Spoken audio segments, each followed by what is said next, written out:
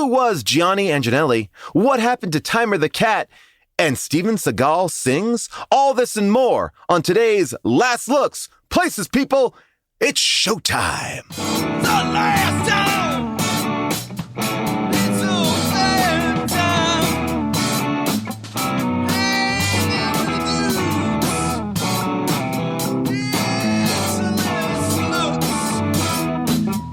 Oh, last looks. Hello, all you hotel shower floor fuckers.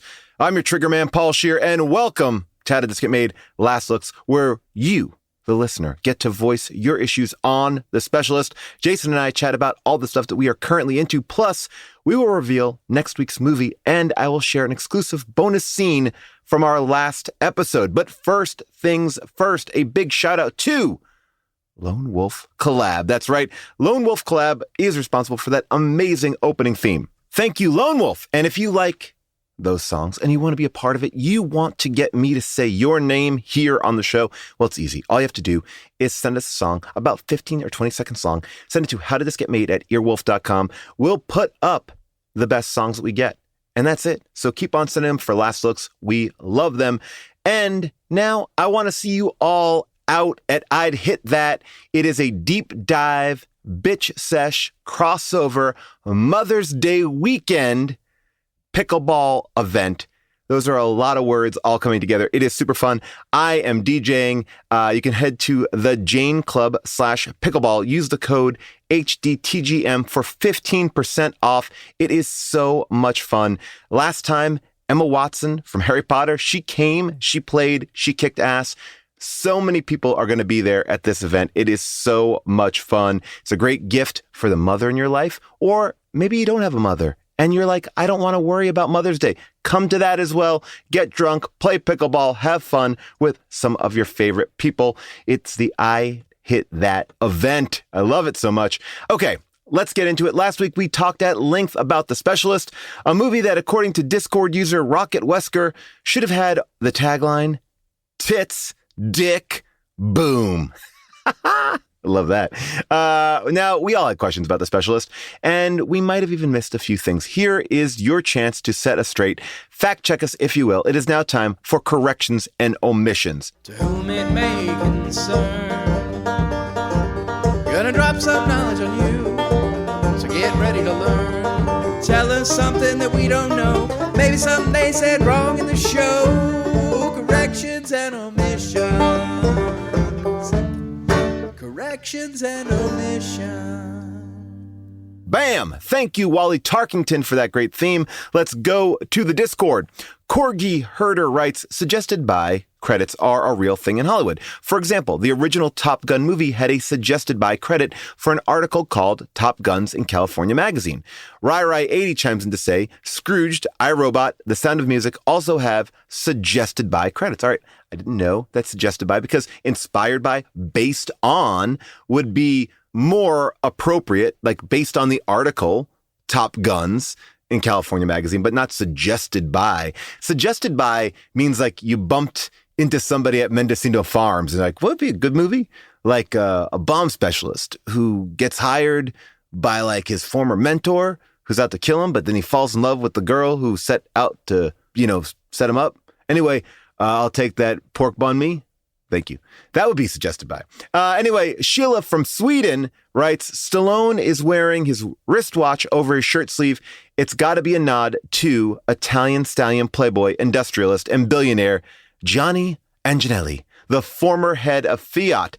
Now, Scott, our producer, notes that Gianni Anginelli was known as the godfather of sprezzatura, an Italian term meaning a certain nonchalance, to make whatever one does appear to be without effort or thought. To exemplify this, Anginelli famously wore his watch over his shirt cuffs and tucked the back blade of his necktie into his waistband. I'm looking at this guy, and he looks cool as shit. By the way, we should be wearing our watches on the outside of our shirt cuffs. They're always hidden. Gotta roll up my shirt sleeve for this bullshit? No way. Anyway, GT75, James Woods' character, should have died in the police station when he builds his impromptu bomb. He sets the timer for 20 seconds, but his rant and argument with the bomb squad guy lasts 40 seconds. Between that and a 1-minute timer for the bridge when it seems like the Jeep had to be exactly positioned over the bomb for it to be effective, I have to believe that Woods was terrible at being a triggerman. Well, here's the thing. Triggerman would mean that you actually press the explosive, not set the explosive. So maybe he's a bad detonator man. Anyway, let's go to the phones. Jane from Toronto. Hi, Paul. This is Jane calling from Toronto. I have an addition to one of the comments you made during the Specialist live episode. The part where Sharon Stone walks into the room and like strips off her dress and then is sitting naked smoking a cigarette, which seems very dangerous. My interpretation of that is like the reason she put her dress in the garbage is because she was so disgusted with Eric Roberts' character, whose name I forget, but it was unnecessarily Cuban sounding. But she strips off the dress and like puts in the garbage like she's so grossed out and disgusted because he was all over her. And because she hates him so much, for obvious reasons.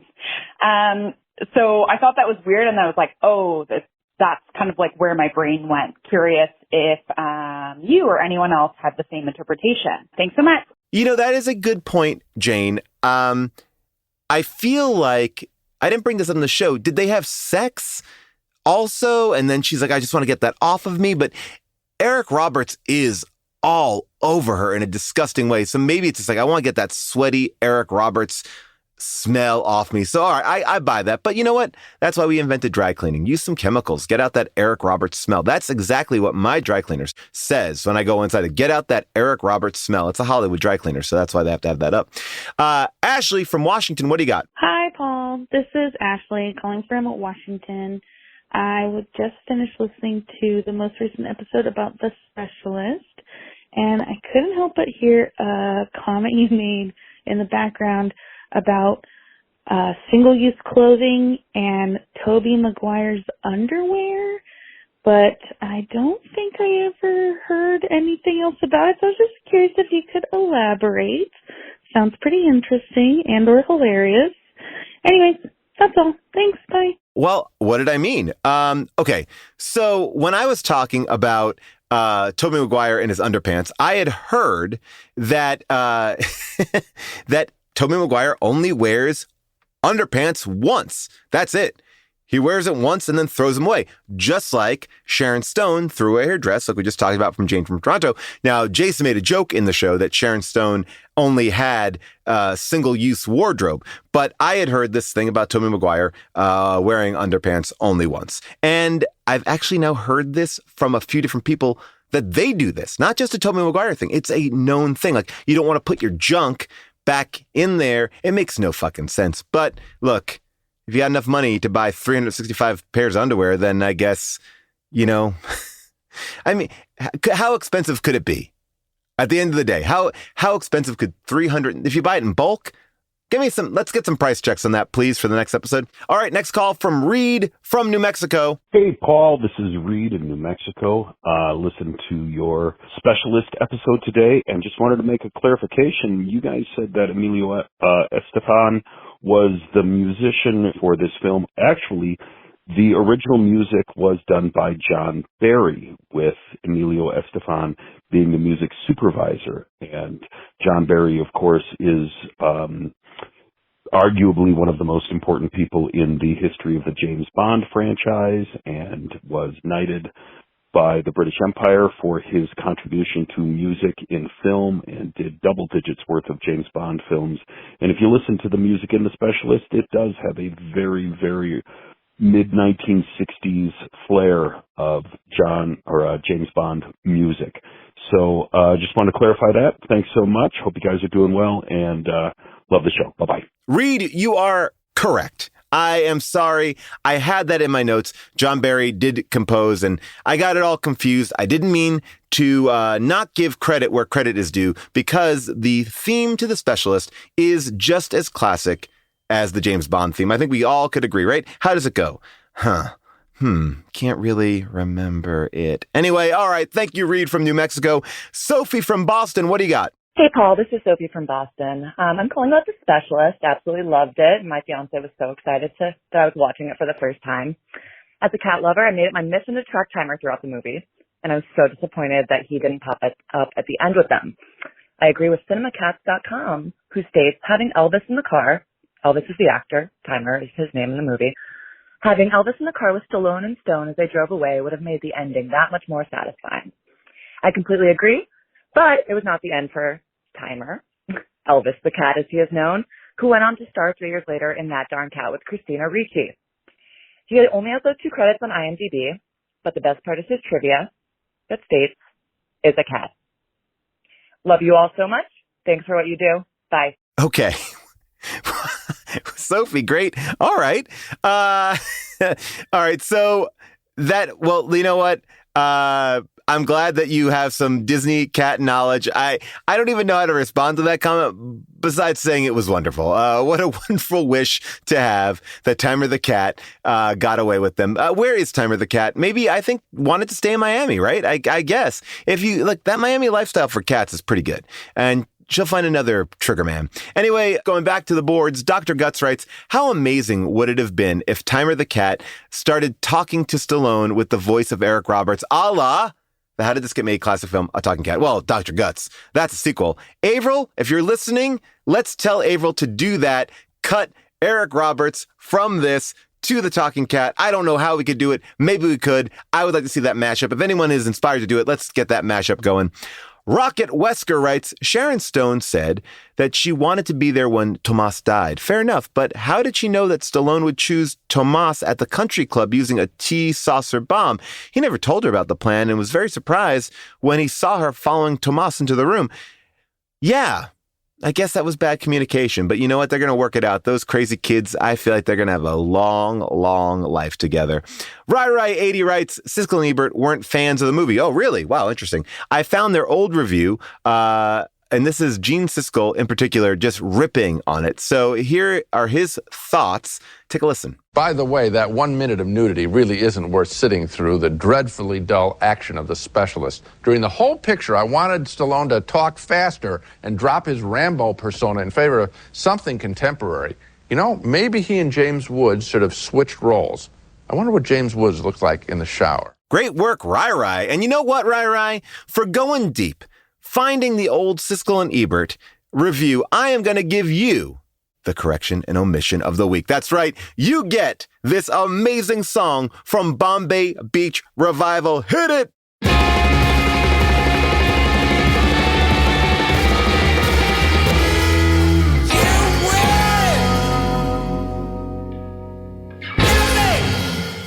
You know what? I'm a sucker for research. And if somebody comes back and tells me how much underwear costs if you buy a 365 pair of good underwear, I'm talking like Hanes level or better.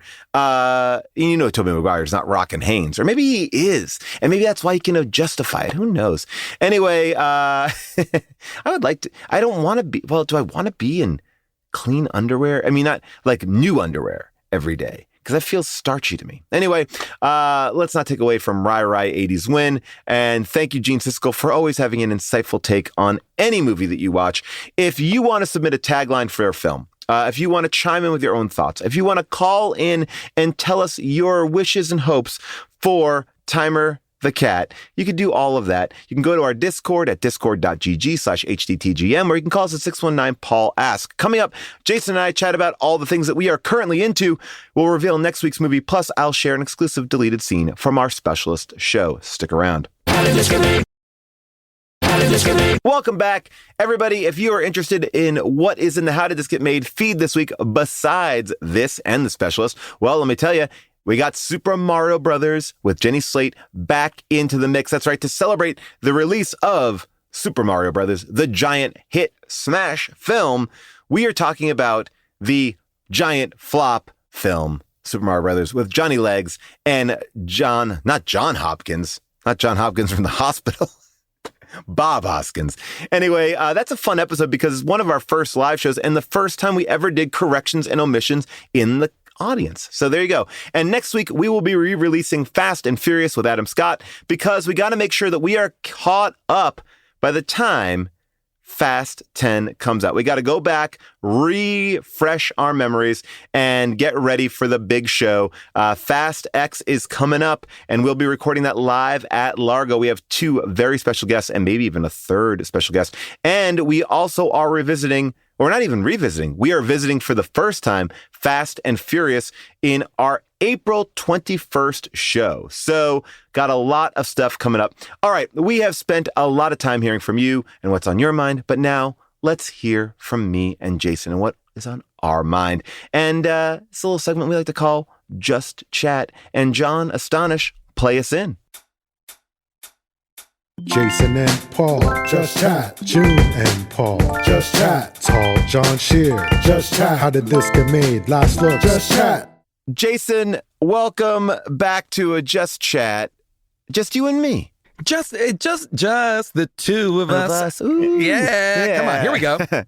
Just, I got to tell you, I think you would love this movie that I saw. I've been talking about it a lot, which is Dungeons and Dragons, Honor Among Thieves. It's such a fun movie. And I just want to continue to tell people to go see it for a couple of reasons. A, I know it's a big hit already. But as my sister-in-law said when she saw it, she said, this movie is not for me. And then when she saw it, she says, but it's exactly for me. Oh, like, wow. It's a full-on comedy. In other words, anybody can enjoy it. You don't have to be a Game of Thrones or a Lord of the Rings person. You don't have to be a D&D nerd. It's for everybody. It's just for everyone. It's so fun. It's so good. And I'm just into $150 million high budget comedy. Make more of those, please, that are actually good and not a disaster. But I'll tell you, I love that. And I have one other thing that I need to geek out on with you. And if you're not there, we'll push it. But have you been watching Picard season 3? I've not.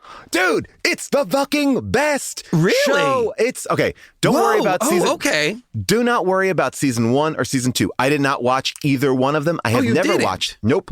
Oh, okay. So this is intriguing to me. Go ahead. I just started on season 3.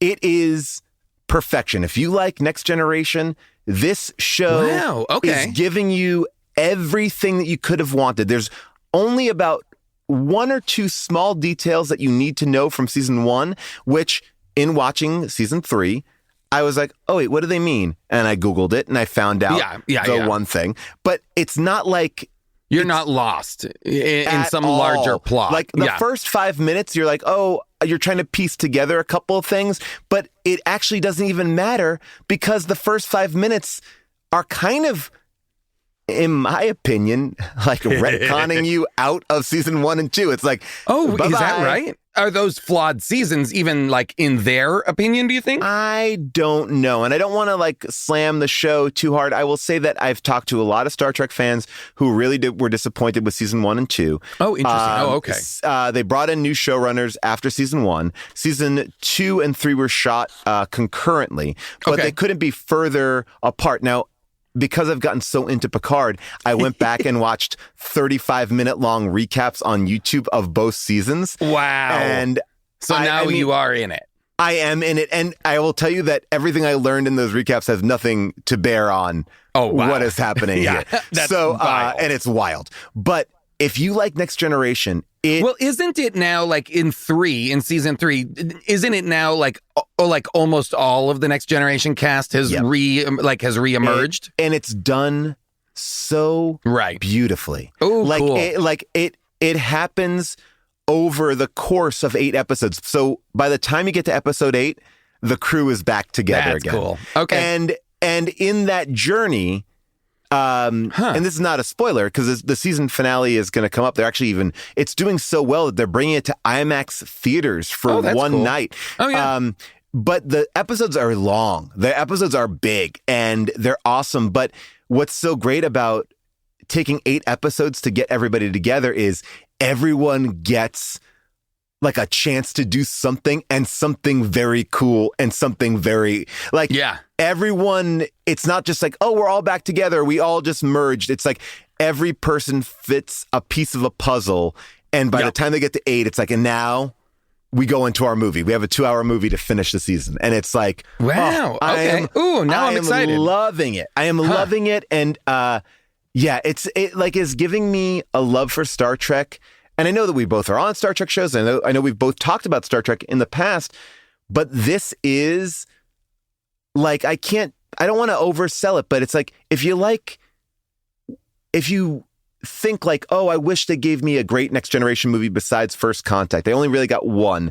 Like, this is giving you everything. And those actors are great. I gotta say, William Frakes, or the guy who plays Riker. Oh, yeah, sure. He's awesome. He's so good.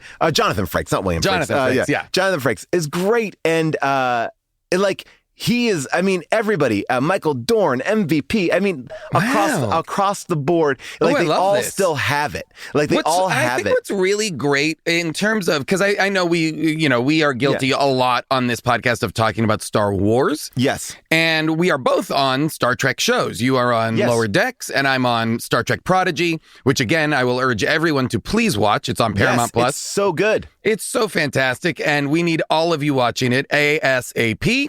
Watch the whole season. Just let it run. Anyway, get that completion rate up. Yeah, that's what we need. We need people finishing the series, if you don't mind. So, I love what I think they're doing so well that I think Star Wars is doing very poorly. Is all of those shows are executing at such a high level, but are such different shows. There's no overlap in tone or in, like, they're incredible versions of what they are. Your Lower Decks is a comedy, like a hard jokes comedy. Yeah.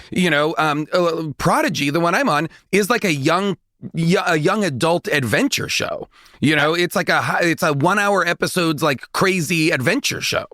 And it has things that harken to the series. Like, Lower Decks is a perfect example of a show that, if you love Next Generation and Star Trek, you're going to get all these, like, fun Easter eggs, but it's not crucial for you to know them. You can enjoy it as a pure comedy show, as I think Prodigy exists as a pure adventure show. The way that I loved Rebels when I watched Star Wars.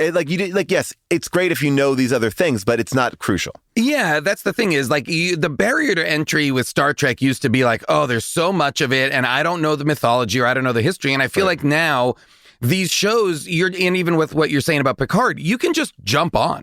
You can jump on and start these shows, and if you know Star Trek history, it will be maybe a bit of a richer experience. But if you don't know it, this is your exposure to stories and characters that are just as accessible to you on first watch now. You don't need to go back and do anything. You can just engage. And I think, and it's great you said engage, which is the catchphrase of Picard. But yeah, I think it's really, I was saying to June, because I was watching this on an airplane, one of the episodes, and there's a moment where I was like, I literally was like so excited. And she was like, what are you so excited about? I'm like, they just did something that was so fulfilling to me that, like, it got me. Well, that's like when I will say this, now I'm going to jump to the other, but I will say that was me watching the Ahsoka trailer.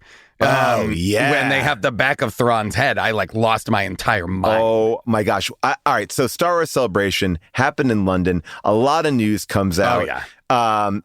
I was online because I was on Eastern time zone, and I got to even watch a bootleg of Leslie Headland, who had been on our show here. Yeah, of course. Her new show. Friend of the pod. Hello, Leslie, if you're listening. Yes. Her show Acolyte, which looks awesome. I could not be more excited about this show. Carrie-Anne Moss. It looks great. And it's like based in like Akira Kurosawa films. Like there's a lot of and it Old takes Republic place in the High Republic era of the Star Wars canon now. That is many thousands of years before the events of Star Wars that we know, the Skywalker saga and so forth. So all new characters, all new part of the timeline, new stories in Star Wars, which I love. I love it. And then you got all these other announcements, which I was excited about. Rey is returning 15 years later, which will be interesting. And I'm very curious about that because I'll say that as a Star Wars fan, I'm a little bit worried that I believe it was Justin Britt and Damon Lindelof created this idea and then were replaced. And so along with a number of, I mean, they had a room going. They had like they were writing this. They've been developing this idea for years, I believe. Yes. And now Stephen Knight is going to take it over, who created Peaky Blinders and my beloved SAS Rogue Heroes. Well, you see, so this, that I've been meaning to write down, as a matter of fact. Look, not a bad replacement, but also I'm always worried about who can tell these, what are the personal stories? And I think that there is a sense of what you're talking about with Star Wars, where it sort of gets a little bit muddled. Where are the voices? Is it falling into a thing? Also, this is another in a long list of creators who have spent years working and developing Star Wars ideas that then get removed from. Yeah. That's now sadly with Lord and Miller or Josh Trank or what about the guy who did Little Miss Sunshine, who created the whole trilogy, right? He created the original. Oh, is that right? I don't know that I knew this. Oh yeah. So I'm just forgetting his name right now, but the guy who wrote Little Miss Sunshine, he created the new trilogy, and then was fired off that trilogy, and then that's when J.J. Abrams came in. Okay, yeah, Michael Arndt is Michael Arndt. Scott, yes, yeah. Scott put it in so the chat. he had, and they went and kind of built it. But now I also am excited that Dave Filoni is going to get a chance to tie together all the series. Yeah, I think that could be really exciting. That's the part that's the one that I'm pretty excited about. Just Filoni getting to flex all of the muscles that are at play in Bad Batch, which I cannot recommend enough. Bad Batch is great. I'm having a little bit of this season of Mandalorian's a little uneven for me. I agree. Some great stuff, but a lot of stuff that feels a little bit not as satisfying. But this season of The Bad Batch season 2 that just wrapped up was, I thought, fantastic. Bad Batch is look, this is the interesting thing that Star Wars has, which is its animated shows, I think, pound for pound, I would say are better than their live action shows. I just think that I think that they have a better track record. I loved Rebels. I love Bad Batch. Clone Wars, obviously. Clone Wars is fantastic. I loved, and they're doing, there's in a couple of weeks, there's going to be season 2 of Star Wars Visions. Yes. Which is the non-canonical, outsourced animation. They go to different animation houses all over and have, and commission them to do shorts for them that are not inside of the canon. And the first season was, I thought, incredible. I really liked it. There's so much fun stuff going on. The thing that I'm very excited about is the thing that to me, because I'm okay, the Filoni one, I'm great. Give me the culmination of the Thrawn, Ahsoka, Ezra, the Rebels, because we've already, in this season of Mandalorian, we've seen Zeb, we've seen Chopper and Hera and Sabine in the Ahsoka trailer. We know that the crew of the Ghost is going to be back in in Star Wars stories in live action, and I genuinely could not be more excited. Oh, I mean, to me, this is what I've been waiting for. Yeah. I mean, it's that, by the way. But the James Mangold Star Wars biblical epic, that's the other movie they announced. That's the one that I was I don't know what this is, but please give me this. The same way that I felt like giving Tony Gilroy free reign to do whatever he wanted with Andor. I was this is, I guess, takes place it's the beginning of the Jedi, beginning of people understanding the Force. That's what it's gonna. It's like a story about he compared it to the 10 Commandments, or Ben-Hur. It's an epic. I'm excited about that. I will say that. We talked about Indiana Jones. I'm very excited for the Dial of Destiny. The new trailer looks great. I'm in, and I feel like. Well, they must be happy with what he did on that if they're signing him up to do this. So that 100%. I think that only solidifies a little bit. It makes me hopeful that Indy is going to be great because they're trusting him to do the next big Star Wars. Because I'll be honest, Kingdom of the Crystal Skull was absolute dog shit. No, I know. It's such a bummer. And I think it's a hard thing to mix up. And I feel like, watching it, I know nothing about this movie. I know not a thing. Same. But I will say that I think what I'm realizing, at least from that trailer, is Indy is dealing with grief, and whether that grief is like the death of Mutt, which would be great, or not great. I mean, but or maybe it's Karen Allen. So you're on the pod just saying #kill Mutt? Wow, I mean, Paul, that's it. I mean, look, Paul, that's a savage take. We gotta get rid of this Crystal Skull stank on us. There is something about putting Indiana Jones from a character perspective in a different place. Yeah. Like, I think they tried to do that a little bit with Crystal Skull, like, oh, he's a man at a time. Yes. But it didn't really like flesh out. And I think emotionally, it's like, it seems like the world has passed him by. He's a little bit older now. He's grieving, again, I'm putting this all on this. I don't know, but there's something about the tenor of that trailer. It's like, this is the one last adventure. This is the moment of him like clicking back, finding a life again. I think that would be great. I think that would be great if there was a sense of finality to this story. Yes. I think that would make the movie better for it. The way that, even though we're now seeing it be undone, the way that I felt Mangold did with Logan. Yes. I think Mangold came in and gave Logan like a real definitive send-off, which I thought was I loved that movie. Which I believe, by the way, from what I understand, and again, I don't know anything on the inside scoop, Logan stays locked. Interesting. And okay. Wolverine is a different Wolverine. Yes. Played by Hugh Jackman. I think it's going to be playing in the meta. In the multiverse. Yeah. I assume that Wolverine belongs to that universe's Deadpool. And that to me makes me happy because it also opens up the scope of whatever baggage Hugh Jackman does carry a lot of baggage as Wolverine. And I think this could open him up to be a little bit of a different Wolverine, which I think is kind of fun. Which would be great. Yeah. I would love that. I've got a couple of things to recommend to you that one of which I think if you haven't watched it already, I think you are going to love. Okay. I cannot wait. Have you watched the Hulu documentary about Anthony Pellicano called Sin Eater? Oh, wait a second. No, you know what? I've heard about this because I think June has been wanting to watch this. Yes. It's next level. It's okay. But here's I got to tell you this though, only because it's annoying. It's under the title, The New York Times Presents. Okay, because I just typed in. So they have an overall documentary series called the New York Times Presents at Hulu. Okay. And I don't know how often, each season they just plug in different documentaries. This is the one I believe that did the Britney Spears doc. Maybe. Because the New York Times did a Britney Spears. Okay, yes. Yeah, they did a really beautiful thing about like her, how she was put under the court orders and stuff like that. Got it. Yeah. Okay. So it might be the same exact thing. I also watched, they have a great new one up that's about Jay Dilla.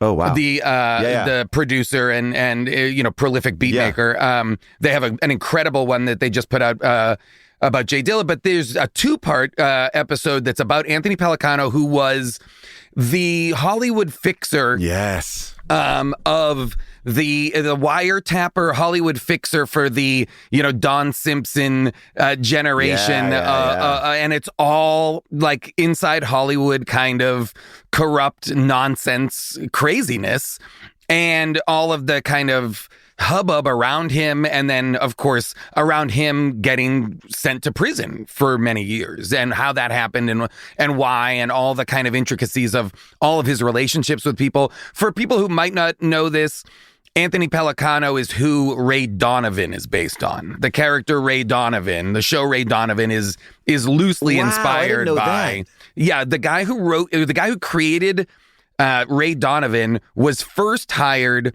like Succession, to write a movie about Anthony Pellicano. Oh, and then when that went away, I think he reused that material and made it fictitious. I love this. You see, I know a little bit about this. I read that Don Simpson book, which was it's very tabloidy, but I enjoyed the hell out of it.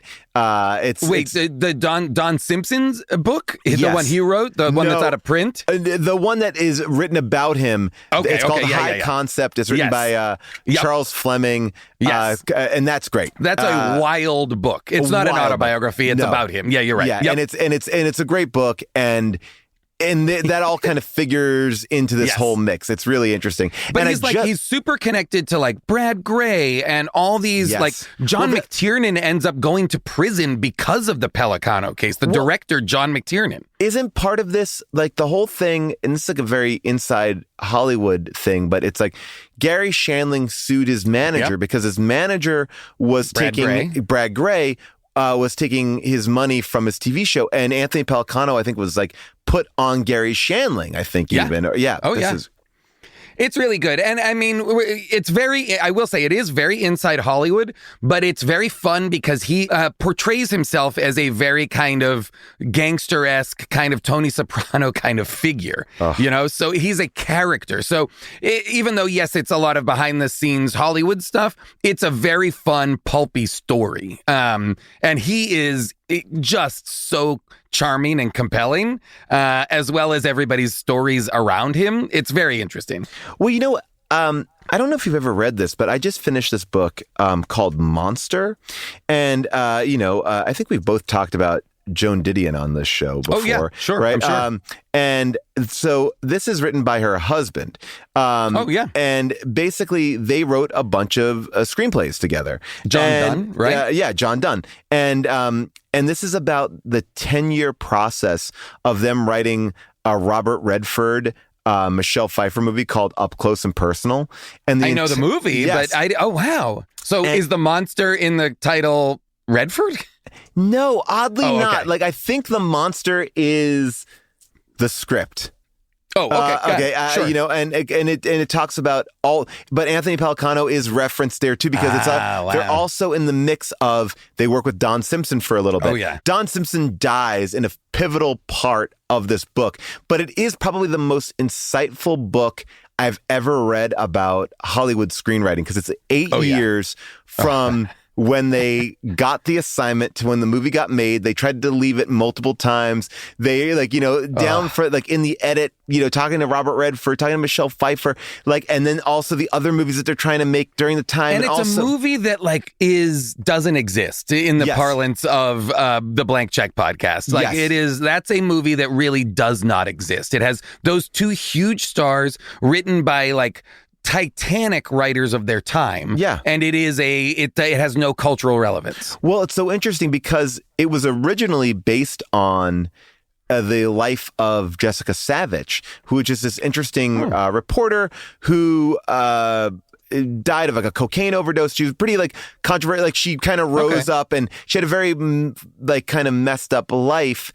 And right out of the gate, Disney's like, hey, we don't want you to do any of the drugs or sex stuff with her. So then they're like, well, we're making a movie about Jessica Savage, but we can't do that. So then it becomes this other thing, and everyone's like, I think you would love it. It's a great book. Yeah, that sounds great. I love that. I've been recommending that a lot. Ooh, very cool. Well, okay, so I got my New York Times Presents. Anything else that you... Yeah, I've got a couple of things that are actually really great. I've brought it up a number of times, but one of my favorite comedies of the last bunch of years is Jamie Demetriou's show, Stath Lets Flats. Oh, yes.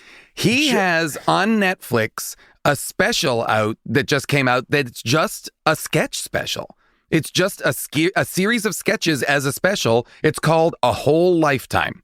Okay, I saw that. Yeah, okay. It's fucking fantastic. Oh my gosh. I will say, like all sketch shows or like all sketch-based comedy, it's on some sketches hit for me, some didn't as much, but pound for pound, great. It's overwhelmingly fantastic. Oh, I'm so excited. He was so good on the After Party, the Lord Miller show.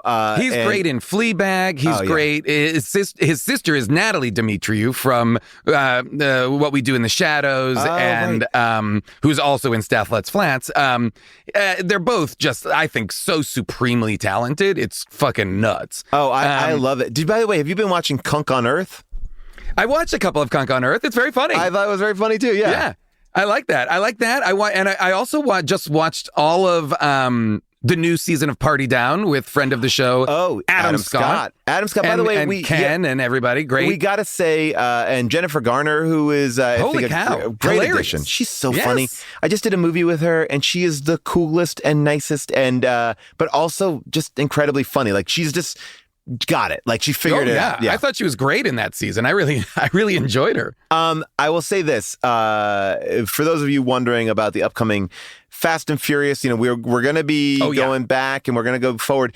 Unfortunately, Adam is not available in Los Angeles, and we want to do the shows live, so we may have a special guest in here to sit in Adam's chair for some of these Fast and Furious conversations. We will get his take, but I want to make sure just to let people know so they're not caught. Because we were even talking about. I think he's in such a intense schedule that he can't even guarantee that he'll be able to see the film in time. Because he's working on a big show. It's a big thing. Get ready. Yeah. I've got a couple of other things to throw out here, but do you have anything else you want to toss out? I was going to toss out, oh my gosh. I just wanted to say that trailer-wise, I'm excited. That Barbie trailer looked great. I thought it was terrific. I thought it was great. I also thought that the trailer for the new Spider-Man movie looks. I haven't watched that yet. I'm not gonna watch any footage from that movie. Okay, I think, great. If I don't have to, just because I think it's so stylish. I'm so curious about all the stylistic elements of it. Yes. That's what I'm kind of wanting to just be like, go in as cold as I can. I think that they do a good job of not telling you much plot in this Spider-Man movie, but I also feel like I think that's a good way to be. I think it's a good way to be. I will recommend, just because we're talking animation, Neil Campbell and Andy Samberg's show Digman. Oh, yeah. Also related to the Indiana Jones of it all that we were talking about earlier. A hilarious Comedy Central animated show where Andy plays a character who is not unlike a Nicolas Cage, National Treasure, Indiana Jones, archaeologist type hero who's down on his luck. And it's very funny and absolutely crazo and gonzo fun in that kind of a world of competitive archaeologists all trying to one-up each other. Very funny. And Andy is great. And our friend Neil Campbell, he created it, and it's fantastic. I really like that, and I love that kind of version, that character that Andy does. It's really, really funny. And it made me, this past weekend, I rewatched National Treasure. Like, wow. I've never seen it in the afternoon. Oh, I watched 1 and 2. Also because Blank Check just did them as well. Okay, great. So I now I'm going to listen to those episodes, and I was like, they're just fun. They're just dumb fun. It's absurd. I have to watch. And I will say this. In two, Nick Cage goes like really off the rails Cage. It's at times. I cannot wait. I'm excited for that Renfield movie too, where he's playing Dracula. I'm all on board for that. I want to recommend something just because I know we're recommending a lot of like big IP, Star Trek, Star Wars, Marvel, all this stuff. We talk about a lot of that stuff. I do want to recommend a very small movie that I watched that I thought was absolutely fantastic. And I really want, please everybody watch Rye Lane, R-Y-E Lane. It's a British rom-com, and it is absolutely fantastic. It is like, it is the kind of rom-com, like I feel like we've talked about a bunch of the more recent rom-coms, the Shotgun Weddings, the Reese Witherspoon one. There's been a bunch of them lately, but this is one that I feel like comes the closest to like the kind of rom-coms that we loved, the back in the day ones, because it's actual young people having like a real chemistry filled. It feels a little bit like Before Sunrise. Oh, I love this. All right. In that Hulu. Kind of way. This is great. All right. It's on Hulu. It's so good. It's visually, I think, fantastic.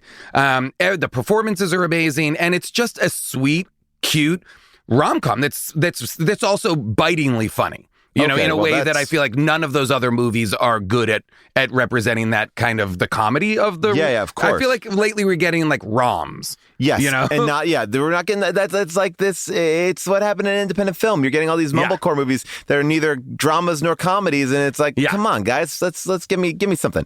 Come on, Duplosses, come on, Duplass.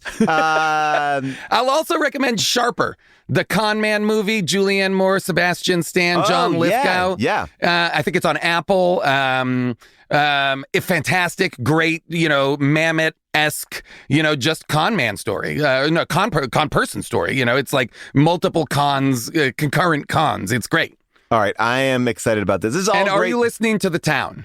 The podcast, No. Matt Belloni podcast, The Town. So I subscribe to Puck. To Puck. I like Puck. It's kind of a bespoke news source, where it's like you can follow anything in politics, or you can follow stuff with Hollywood. You can follow. It's very interesting. I've actually read some fascinating articles on there, and they've been it's great. You get people. It's very inside baseball, whatever. But so.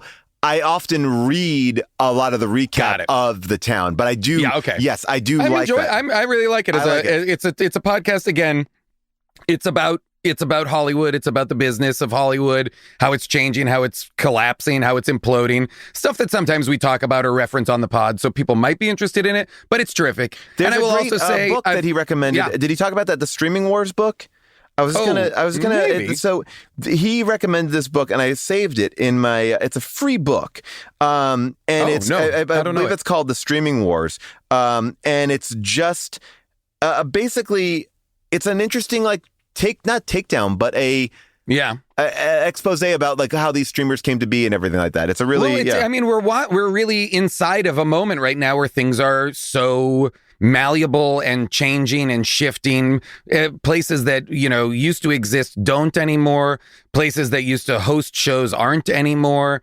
There was that the Kim Masters article in the Hollywood Reporter last week about Amazon was absolutely fascinating. Fascinating. Again, this is not. If you're interested in this kind of stuff, again, we talk about it a lot on the podcast, but a lot of this stuff, very deep dive, interesting stuff on how this business is really kind of changing and like I said, imploding and building something new. It's the book that I'm talking about is called The Streaming Book. It's written by Matthew Ball. It's completely free.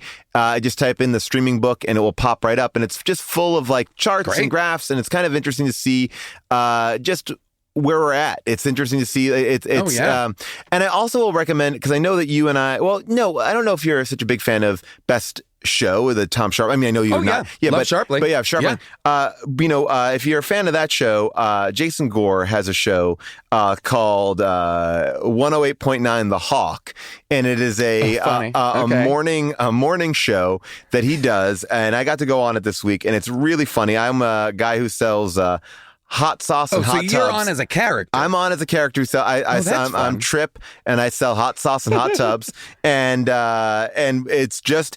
It's played music stings, everything. Oh, yeah. It's really, like a morning really show, like a drive time radio show. Like a drive time Southern radio show. Oh, yeah. Oh, that's and it's really, really funny. And Jason Gore, I'm a fan of him, and it's a fun show.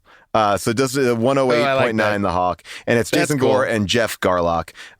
Those are the two guys that do it. Amazing. I'll shout out. I've mentioned before. We've talked about Andy Daly's Bananas for Bonanza. He's now moved over. He was on the CBB World Patreon feed. He's now on his own podcast feed on Patreon called Andy Daly Podcast Project, where he does Bananas for Bonanza as well as all the other ancillary Andy Daly shows that are fantastic. The best. So good. Absolutely worth. If you're looking to subscribe to something that's just home runs all the time, Andy Daly. CBB World as well. Also fantastic. Always good stuff. With the Bob Duca podcast and Hey Randy and all that. And that college show that Seth does. The College Town. Yeah. This book changed my life. The Lily Sullivan Show is fantastic. So good. I just want to mention that one of the animated shows that I'm a voice on called HouseBroken is currently moved to primetime Sunday nights on Fox. So if you want to check out a cast that is myself and Sharon Horgan and Clea Duvall and Nat Faxon and Sam Richardson, Tim Simons, it's home runs. It's a murderer's row cast. Very funny show about like a bunch of pets who are left home during the day and like all the shenanigans they get into. Now, can I tell you something about this show? Yeah. I think it's a very funny show. Yeah. People tell me all the time, like, oh my gosh, you're so funny on HouseBroken. And I think that they just think I'm Tim Simons because, and I have a thing. Because your voices sound similar? I don't think that they do, but I like people are like, oh, they always are talking about you on HouseBroken. I'm like, I'm not on it. And I always have this guilt because they asked me to do a table read and I couldn't make the table read. And then the show was cast and God bless. And I'm not on it. But it has come up so many times. That's so weird. That I don't know who people are confusing me for. Yeah. But there we go. But I know, and I've watched the show, and I love the show. Oh, and it's a fantastic show. Fantastic show. Fantastic show. So please, Sunday nights, watch HouseBroken. We're getting a primetime run, and we need people to watch it. Please. I love it. All right. Well, great, Jason. This is we got a lot out in this one. We got a lot out. I think you're gonna like some of this stuff. I'm ready. All right. I'll talk to you soon. Absolutely. Thank you, Jason. Thank you, John Astonish, for that amazing theme. And again, send us all of your themes at howdidthisgetmade@earwolf.com. Now that we got the specialist out of the way, let's talk about next week's movie. We are going from blokes with bombs to jokes that bomb. That's right. We are watching the 2003 rom-com View from the Top, starring Gwyneth Paltrow, Christina Applegate, Mark Ruffalo, Candice Bergen, and Mike Myers. Here's a short breakdown of the plot. A small-town woman tries to achieve her goal of becoming a flight attendant. There it is. Rotten Tomatoes gives this film a 14% score on Tomato Meter, and Jan Stewart from Newsday says, you might need to recycle your popcorn cup as the flight sickness bag, as View from the Top swoops and nosedives between Myers' mugging and Bergen's high comedy professionalism. Let's take a listen to the trailer. At Royalty Airlines, welcome aboard. the stewardesses are friendlier. Would you care for some champagne? This ain't your mama's house. The pilots are faster. Captain, we are... Captain?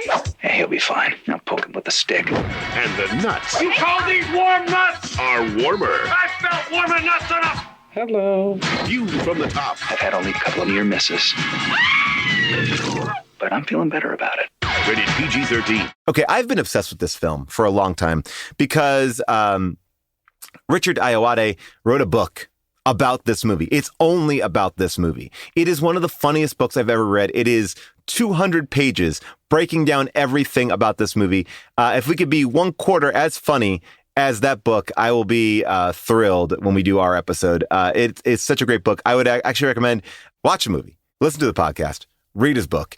You can currently stream View from the Top on Stars, and it's a good time to sign up for Stars right now because they had a free trial. Plus, you can watch Party Down. The new season's out, so maybe you could just kill two birds with one stone, or you could just rent it on Apple TV or Prime Video or YouTube, or just go to Hoopla and Canopy, which are digital media services offered by your local public library. All right, that is it for the show. Please remember to rate and review us. It helps. If you listen on Apple Podcasts, make sure you are following us. Visit us on social media at HDTGM. All of our amazing videos are made by Jess Cisneros, for commercial-free access to the show and our entire archive and so much more. Sign up for Stitcher Premium for a free 1-month trial. Use the code BONKERS. And a big thanks to our producers, Scott Sani, Molly Reynolds, and our movie-picking producer, Ava Halley, our engineer, Alex Gonzalez, and our publisher, July Diaz.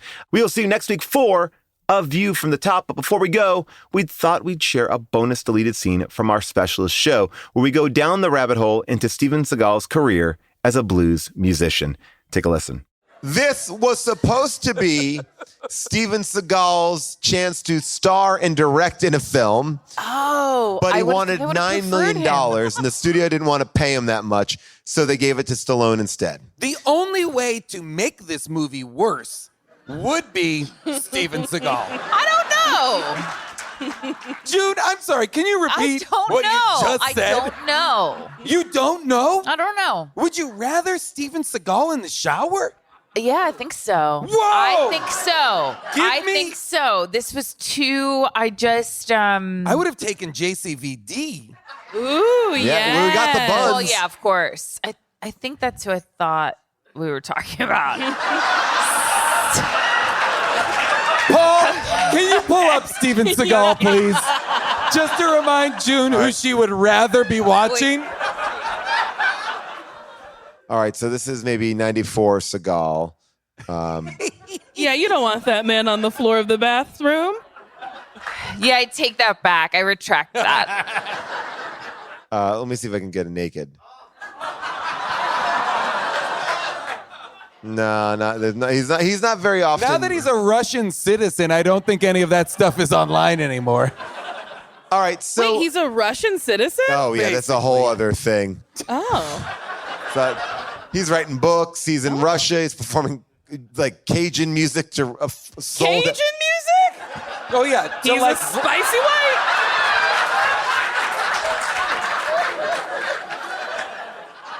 Mojo Priest.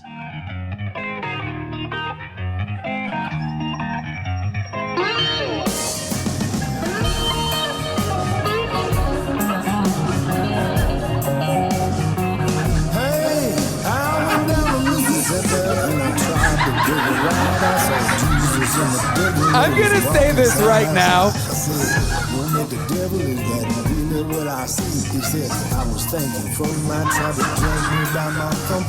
How truly wild. We are. And so Putin made Russian citizens go see him in this giant theater because never sold out. So he like Wait, so Vladdy Poots is like, you all have to go see Steven Seagal? Oh, yeah. They're best friends, Nicole. They're Very best friends. upsetting. I just like, if I have absolute power, I'm not forcing people to see Steven Seagal. that is absolute power to make people see Steven Seagal. You're right. I can do whatever I That want. was Emperor Palpatine's plan the whole time. Once he has unlimited power, he's like, we gotta watch Steven Seagal's Cajun music. How did this get made?